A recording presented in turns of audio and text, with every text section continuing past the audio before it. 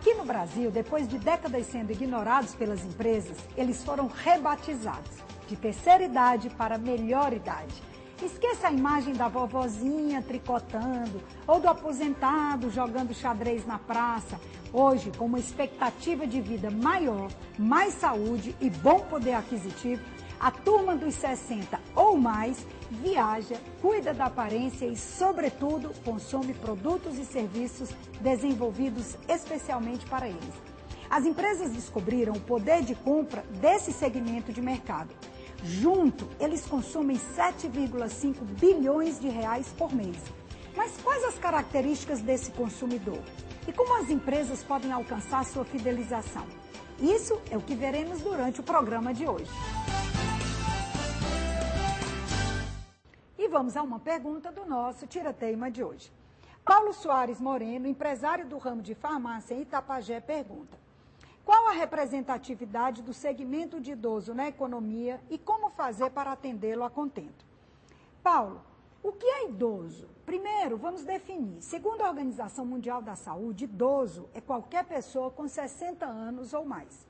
O censo do IBGE diz que os idosos no Brasil chegam hoje a 14,5 milhões de pessoas, quase 10% do total da nossa população, aproximadamente 8,6%. Se a gente considerar que esse censo é de 2000, nós já estamos mesmo perto dos 10%. Bom, isso dá uma percepção do quanto eles representam em termos de consumo, né, em termos de potencial de consumo no nosso país. E aí você me pergunta em seguida o que fazer para atendê-lo bem. O que você faz com qualquer pessoa de qualquer idade?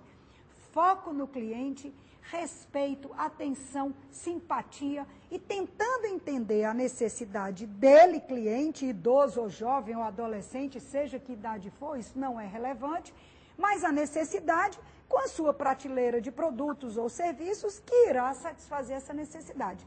Então, quando você pergunta o que eu faço para atender bem, atenda como um cliente que você respeita e que você precisa dele para o sucesso da sua organização. Agora, eu posso lhe dar algumas dicas do que não fazer para atendê-lo bem. Não trate o representante ou participante da terceira idade como um coitadinho. Não tem coisa mais insuportável do que você falar com pessoas idosas na faixa dos 70, 75 anos como inválidos, né? Tentando ver, né, de um jeitinho como se estivesse falando com a vovozinha. Será que ele está me entendendo? Pelo amor de Deus, isso nunca. As pessoas hoje com 60, 70, 80 anos de idade são pessoas ativas, são profundos consumidores, são conscientes, reclamam, vão atrás dos seus direitos. Então, nunca os trate subjugando a sua capacidade de discernimento e de crítica como cliente. A pergunta que eu escolhi para esse momento, ela é bem interessante porque vem de uma aposentada chamada Maria de Nazaré Furtado, aqui de Fortaleza, e ela diz: doutora Cláudia, tenho 65 anos, sou aposentada, mas me sinto na flor da idade. Dirijo, faço hidroginástica e vou para todo canto sozinha. Agora, por que os vendedores me tratam como se eu fosse a vovozinha, a coitada? Não preciso da pena de ninguém. Isso me incomoda e muito, porque as pessoas insistem nesse comportamento. Nazaré, eu acabei de falar sobre isso na primeira pergunta. Atender bem uma pessoa da terceira idade é atender bem um cliente de qualquer idade. O pior comportamento que um vendedor pode ter é o de coitadinha, de vovozinha, de vovozinho. Nada, isso não acrescenta nada.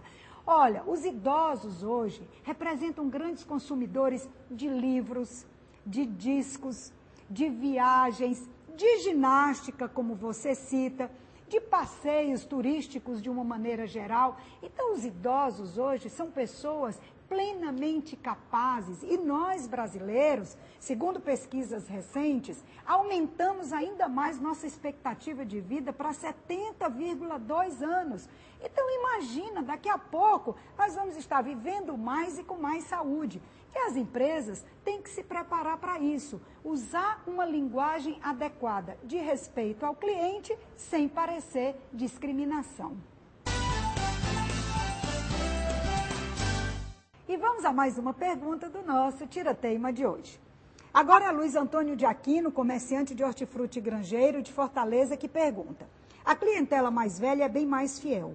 Quando a gente cai no gosto deles, eles não nos abandonam mais. Estou certo? Agora, como faço para conquistar uma fatia maior dessa clientela? Luiz Antônio, eu não sei dizer se você está certo quanto à fidelidade dos mais idosos, dos mais velhos. O que eu conheço é que existem alguns estudos que mostram que eles são mais resistentes à mudança. Eu acho que vale a sua conclusão de que a resistência à mudança provavelmente leva a maior fidelidade. Então, sempre tem aquela pessoa que diz: há 30 anos eu corto o cabelo com o mesmo barbeiro, há 25 anos eu não troco de dentista. Isso é, sim, um tipo de fidelidade que merece muita atenção.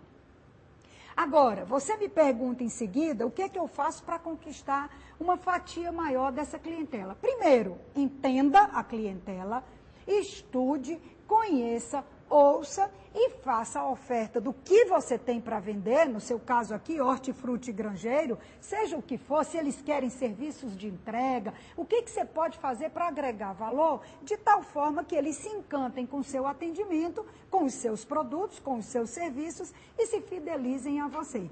Aliás, enquanto eu li a sua pergunta, eu me lembrei que há algum tempo atrás, uma determinada empresa estava fazendo propaganda, promoção de vendas em supermercado e recrutou senhoras idosas para fazer a promoção dos seus produtos. No caso, era sabão em pó. E cada vez que uma senhorinha daquela abordava uma cliente ensinando a receita de uma boa lavagem de roupa, vendeu-se muito sabão em pó. Por quê? Porque a experiência trazia confiabilidade. Então, você tem aí, no caso da sua pergunta, o idoso como excelente cliente de ser fidelizado e até como excelente mensageiro também das suas mensagens, dos seus produtos, da sua organização.